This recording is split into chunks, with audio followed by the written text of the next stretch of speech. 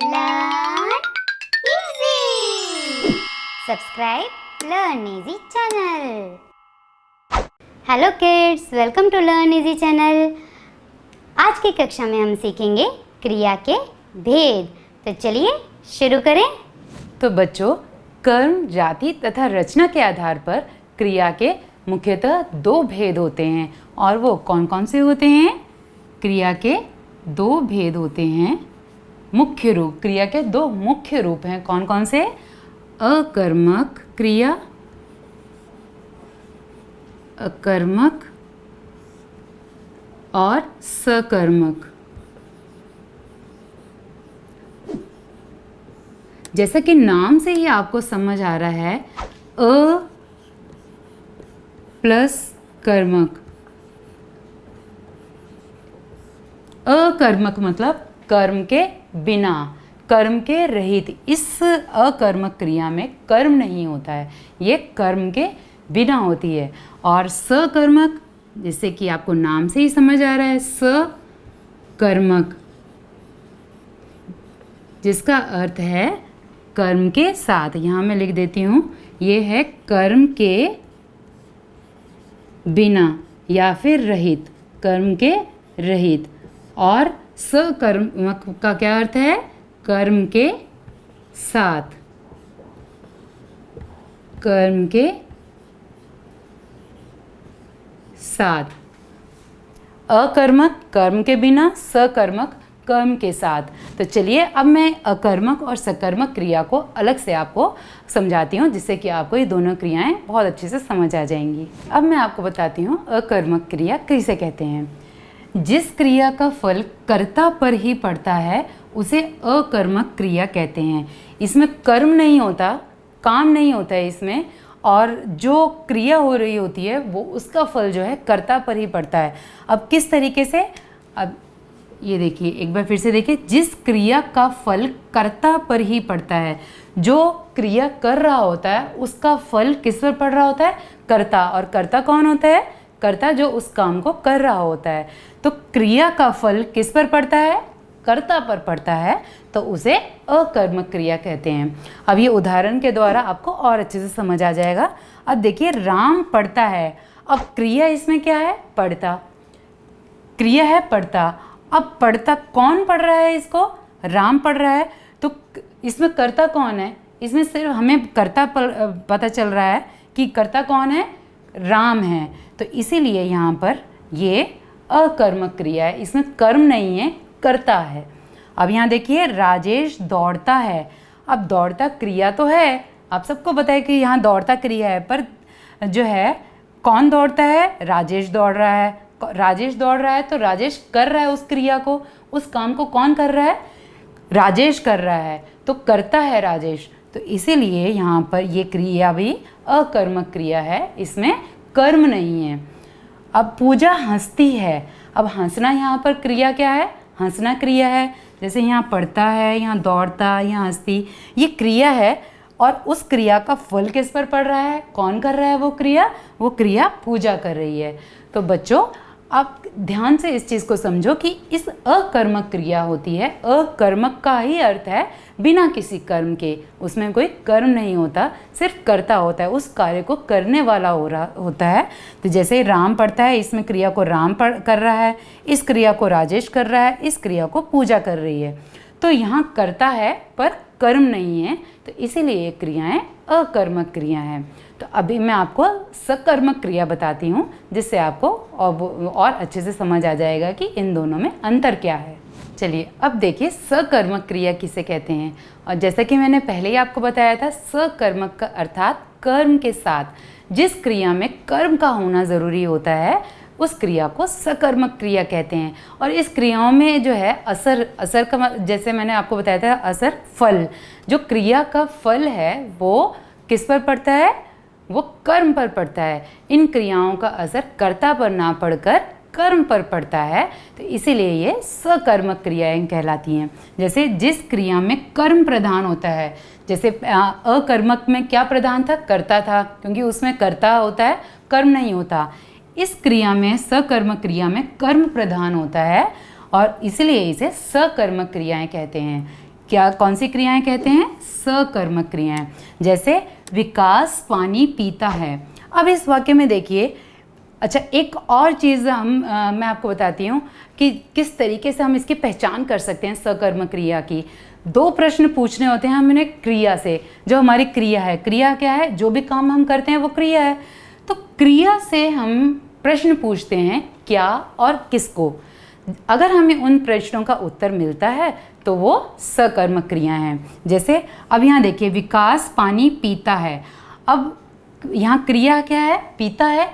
अब मैं यहाँ क्वेश्चन पूछ रही हूँ, क्या पीता है, क्या और किसको। ये 2 क्वेश्चन हमें पूछने हैं।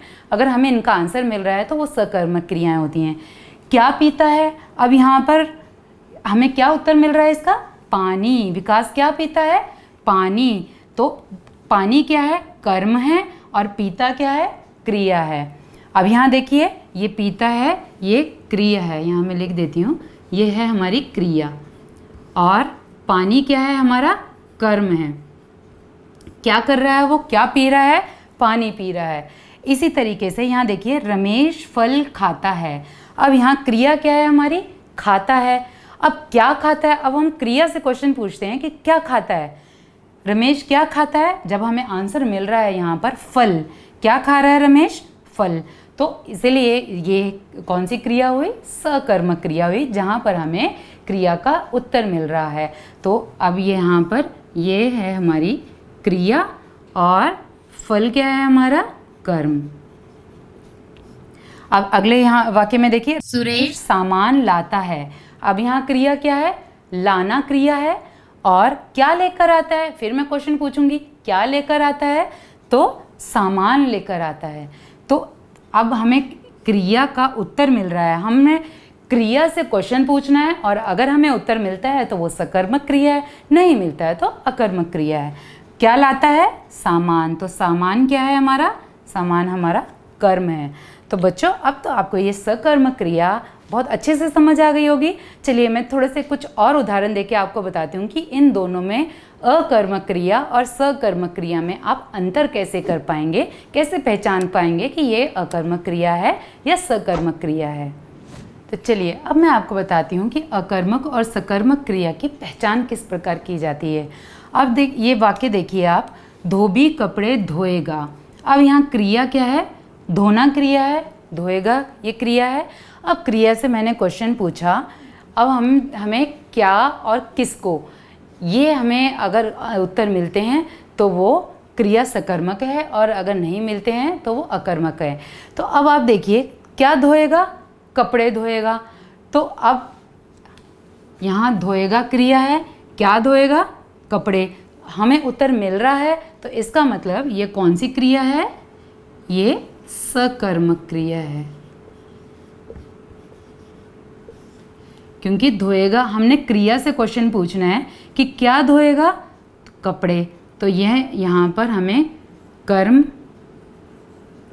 यह है हमारा कर्म, और यह है हमारी क्रिया। क्रिया का उत्तर अगर हमें मिल रहा है, क्रिया से प्रश्न पूछने पर उत्तर मिल रहा है, तो वो सकर्मक है। अब अगला वाक्य देखिए, सीमा सोती है। अब यहाँ पर क्रिया क्या है? यहाँ पर क्रिया है सोना। अब मैं इससे क्वेश्चन पूछती हूँ, क्या सोती है? क्या सोती है? अब सीमा तो कोई चीज़ तो है नहीं, क्या का उत्तर नहीं मिल रहा हमें। किसको सोती है? क्या उत्तर मिल रहा है? नहीं मिल रहा है। तो ये कौन सी क्रिया हो गई?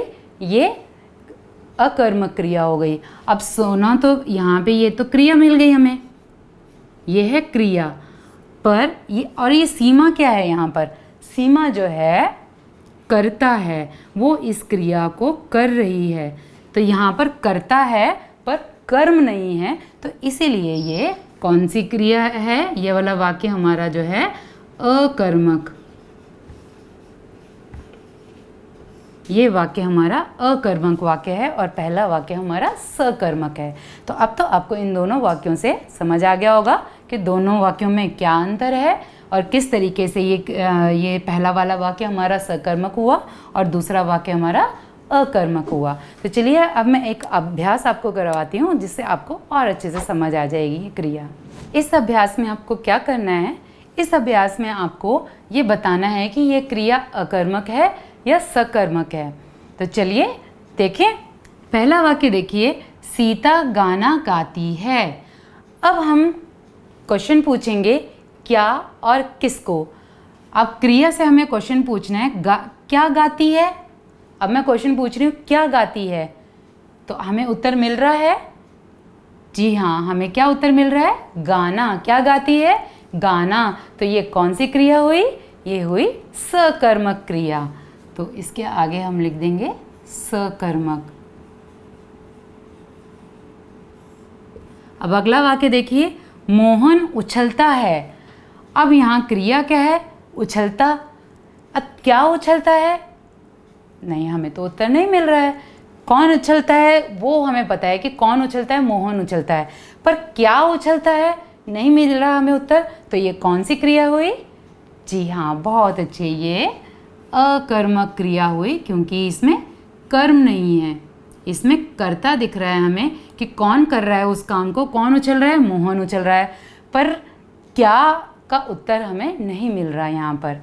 आगे देखिए, बिजली चमकती है। अब यहाँ क्रिया क्या है हमारी, यहाँ क्रिया है हमारी चमकना।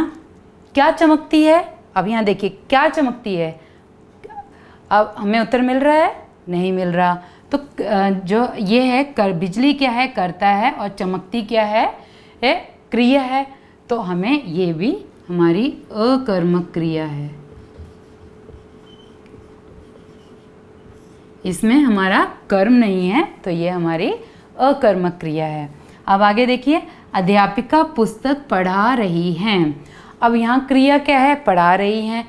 अब क्रिया से क्वेश्चन पूछें क्या पढ़ा रही हैं, तो उत्तर हमें मिल रहा है, जी हाँ, हमें क्या उत्तर मिल रहा है, पुस्तक। तो क्या पढ़ा रही है अध्यापिका, पुस्तक पढ़ा रही हैं।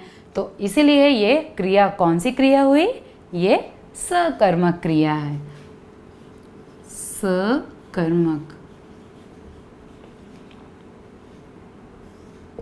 अब आगे देखिए, शाम फिल्म देख रहा है। अब यहाँ क्रिया है देख रहा है, क्या देख रहा है, अब फिर क्वेश्चन पूछेंगे हम क्या देख रहा है, फिल्म। हमें उत्तर मिल रहा है इसका, फिल्म। तो ये कौन सी क्रिया हुई, सकर्मक क्रिया, क्योंकि हमें प्रश्न का, क्रिया से जब हम प्रश्न पूछ रहे हैं तो हमें उसका उत्तर मिल रहा है। तो ये कौन सी क्रिया है, ये सकर्मक क्रिया है। तो यहाँ हम लिख देंगे सकर्मक। अब आगे देखिए, बच्चे खेलते हैं। अब यहाँ क्रिया क्या है, खेलना। क्या खेलते हैं, हमें तो उत्तर मिल ही नहीं रहा। बच्चे तो यहाँ पर क्या का तो उत्तर नहीं है, कौन खेलते हैं का उत्तर है बच्चे। तो इसीलिए यहाँ क्या का उत्तर हमें नहीं मिल रहा है। तो इसीलिए ये कौन सी क्रिया है, अकर्मक क्रिया, अकर्मक। तो बच्चों, इस अभ्यास से आपको और अच्छे से समझ आ गया होगा कि अकर्मक क्रिया और सकर्मक क्रिया में क्या अंतर है। तो जैसा कि मैंने आपको बताया कि अकर्मक क्रिया मतलब कर्म के बिना, उसमें उस क्रिया में कर्म नहीं होता, तो वो अकर्मक क्रिया कहलाती है। और सकर्मक क्रिया, उस क्रिया में कर्म होता है, तो इसीलिए वो सकर्मक क्रिया कहलाती है। तो चलिए आज के लिए इतना ही, अगली कक्षा में फिर मिलेंगे, तब तक के लिए bye. Learn easy. Subscribe Learn Easy channel.